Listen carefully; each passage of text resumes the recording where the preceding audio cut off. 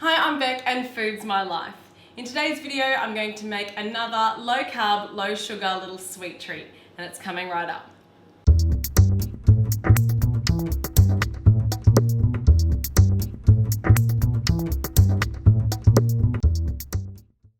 So today I'm making my keto-friendly coconut macaroons.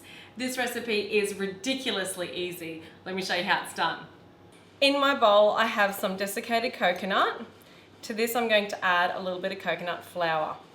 Use a whisk and just bring that together. Now I'm going to add my natural sweetener. Don't forget, always go for the natural sweetener. Artificial sweeteners are so bad for you. And we've got so much choice now of natural sweeteners in our sugar aisle in our supermarkets. So please use stevia or something similar.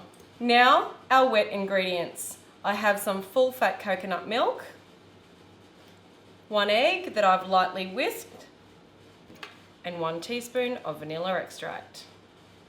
That's it. Bring it together.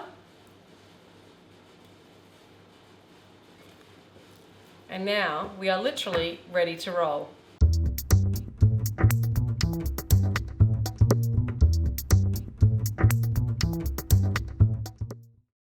And there you go. I've made about 20 little coconut macaroons here. I'm going to bake them now in a moderate oven for about 20 minutes or until they're a lovely golden brown colour on top. And here's the end result. My beautiful little coconut macaroons. They're a lovely touch of golden brown. And now I just have to wait, this is the hardest part, waiting until they're cool enough to eat.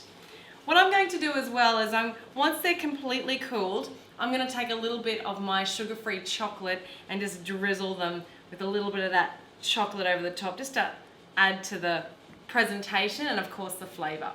That's optional, of course, you don't need to do that. They are great to eat just as is.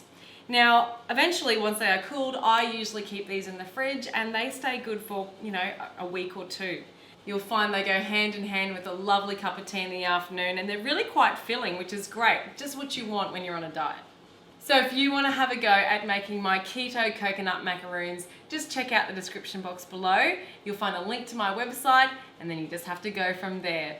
Don't forget, if you've liked the video today, give me a big thumbs up, or better still, just subscribe to my channel if you haven't already, because that way you'll always know what I'm up to in the kitchen.